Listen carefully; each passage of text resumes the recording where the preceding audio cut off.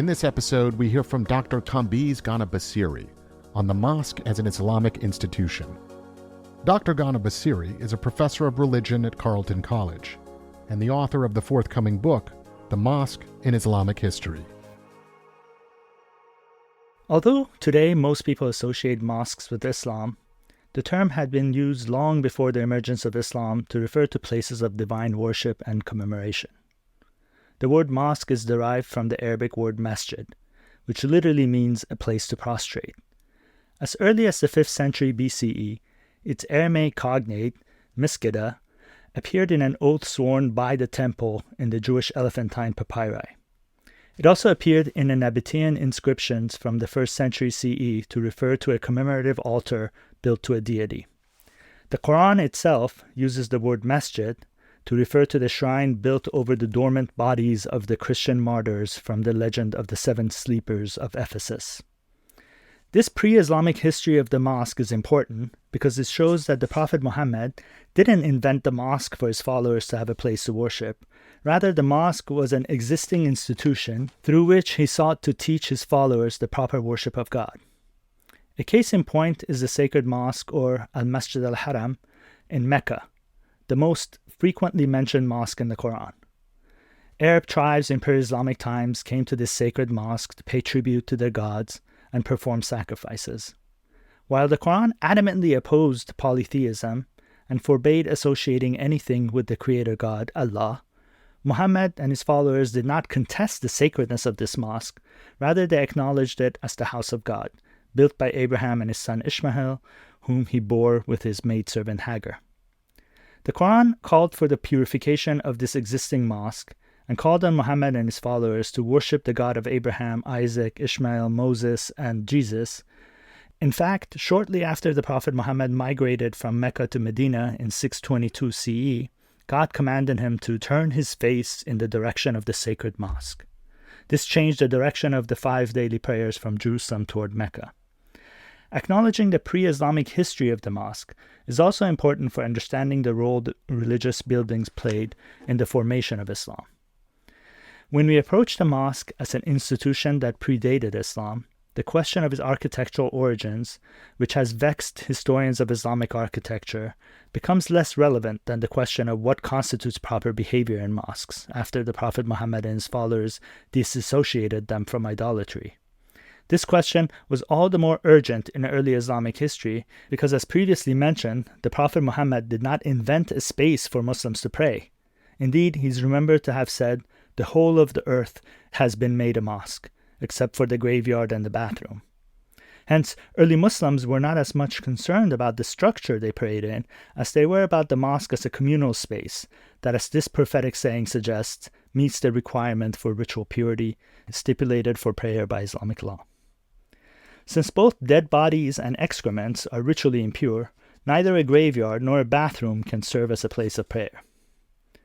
Other prophetic sayings similarly reveal concerns about community and behavior. In one such saying, it is recounted that the Prophet was performing the morning prayer at the mosque. A man came and prayed 2 prostrations next to the mosque. Then he entered the mosque and joined the Prophet. When the prayer was done, the Prophet greeted him and said, "Hey, so-and-so, which of these 2 prayers are you counting as your actual prayer? The one you did by yourself or your prayer with us?" On another occasion, during the Prophet's expedition to Khaybar, it is reported that he said to his companions that someone who eats garlic should not come to our mosque, presumably because their bad breath would bother fellow worshippers. As these examples of prophetic sayings suggest, the mosque is a communal space for worship. It is not a space deemed sacred by religious officials, nor is it a space sanctioned by a clerical class. The mosque is a functional space dedicated to the practice of congregational prayer. It is a space constituted by the actions of worshippers. If a space meets the requirements that allow for congregational prayer to take place within it, it can become a mosque. This is what has allowed many Muslim minorities in places like the United States to convert warehouses, homes, and even abandoned retail stores into mosques without the involvement of religious officials. The mosque as a space where ideals of communal life are expressed can also be seen in the injunction that during congregational prayer, Muslims stand shoulder to shoulder, toe to toe. There's no furniture in the prayer spaces of mosques that would allow Muslim worshippers to divide themselves into groups of their own choosing. When the iqama, or the call to rise for prayer, is made, worshippers move around in the open space to form straight lines in rows that begin in front of the qibla wall, which marks the direction of prayer. They strive to make sure there are no gaps between them as they form these rows. The act of congregational prayer literally embodies the notion of community, or ummah in Islam, and the mosque provides the structure and space through which this embodiment of the ummah can be experienced locally wherever Muslims reside.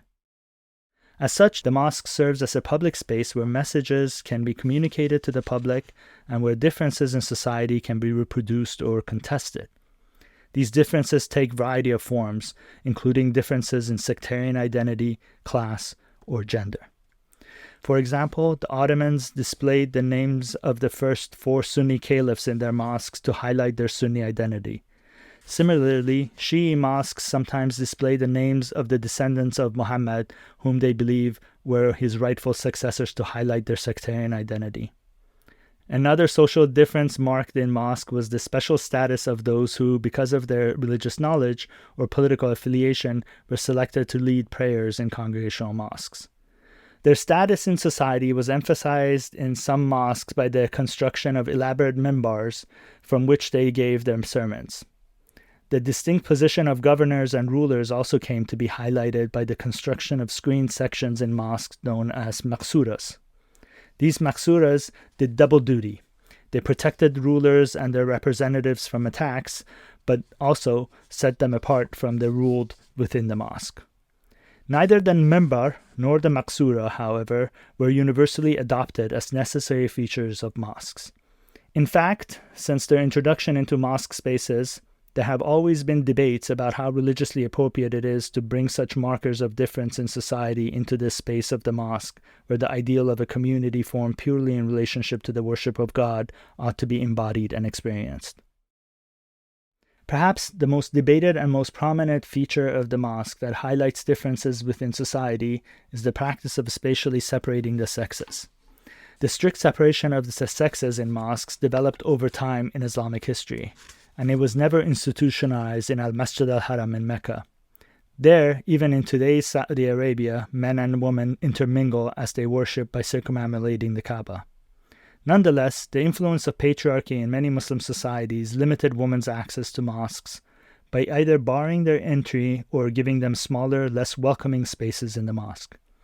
Despite numerous sayings attributed to the Prophet Muhammad that enjoined men to allow women to attend mosques, patriarchal interpretations of Islam did not see the limiting of women's access as an infringement on their divinely ordained duties, because male legal scholars discern that only free men who have full control over their own bodies are obligated to perform noon Friday prayer in congregation.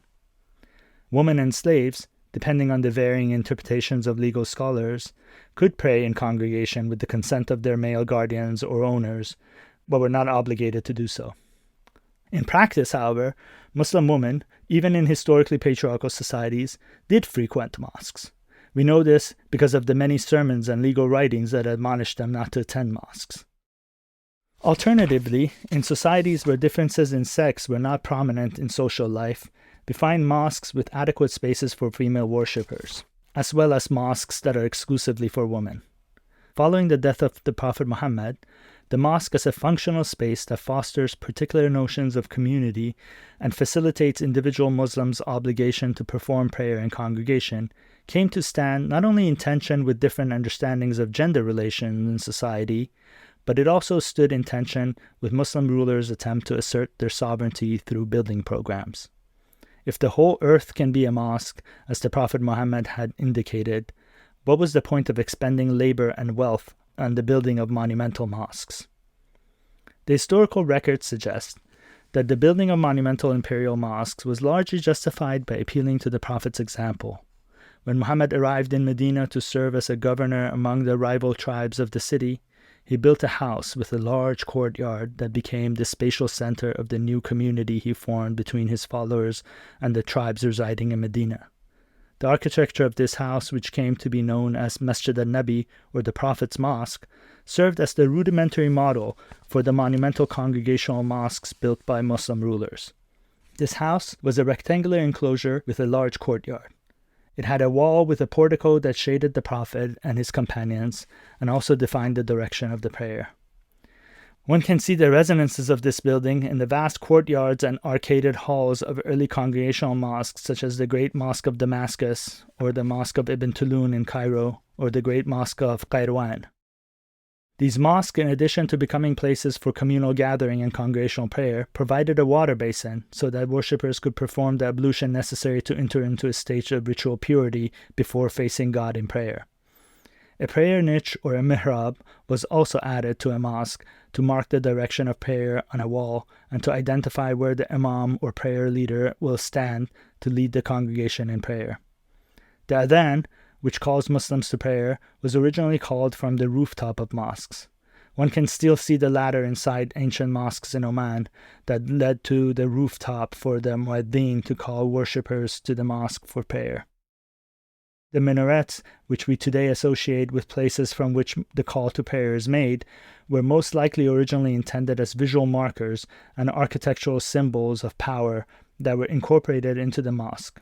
For example, the construction of the Great Mosque of Damascus during the reign of the Umayyad Caliph al-Walid retained the towers of the pre-Islamic temenos that became the mosque's outer wall. And later, when he ordered the reconstruction of the mosque for the Prophet in Medina, al-Walid had 4 towers or minarets constructed at each of the corners of the building.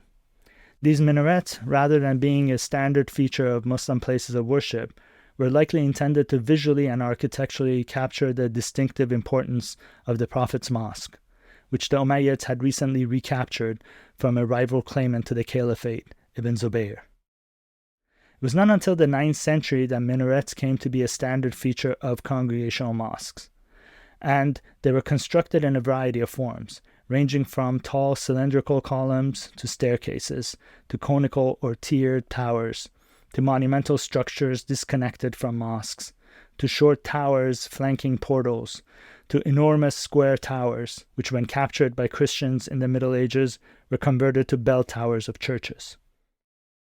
Like minarets, domes, which are today considered a visual sign of mosques, were not original features of mosque architecture. The first known dome to be associated with Islamic architecture is the Dome of the Rock in Jerusalem. This dome, following the vernacular Christian architecture of the time, was constructed as an outward marker of a special place. In the case of the Dome of the Rock, its dome marked the rock from which the Prophet Muhammad is believed to have ascended through the heavens to meet God. Later incorporation of domes into mosque architecture over the entryway or the mihrab or the maqsura were similarly following this architectural vocabulary of domes as outside markers of special places within buildings. While mosques as places of divine worship and commemoration did not originate with Islam, their association with liturgical practices in Islam are as old as the faith. Presently, as well as historically, one can find mosques wherever Muslims settled. As such, the mosque is perhaps the most central institution of Islam.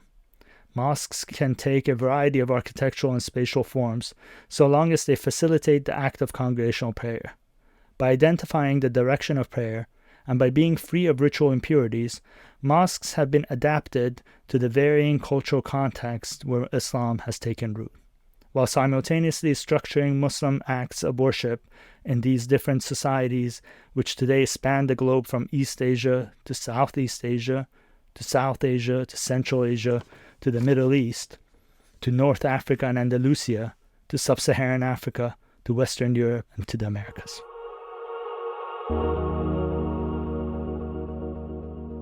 Thank you for listening to Stories as part of the American Muslim Pathways.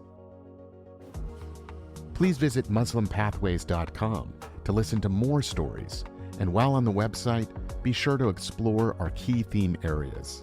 Check out the timelines, learn more about key historical figures, and enjoy rare archival photos. Conclude your adventure by testing your knowledge with our quizzes. American Muslim Pathways is created and spearheaded by Unity Productions Foundation. a nonprofit production company specializing in films and outreach programs designed to educate Americans about diverse Muslim experiences and to promote dialogue and understanding across cultures. Funding for this project has been made possible through a grant from the National Endowment for the Humanities.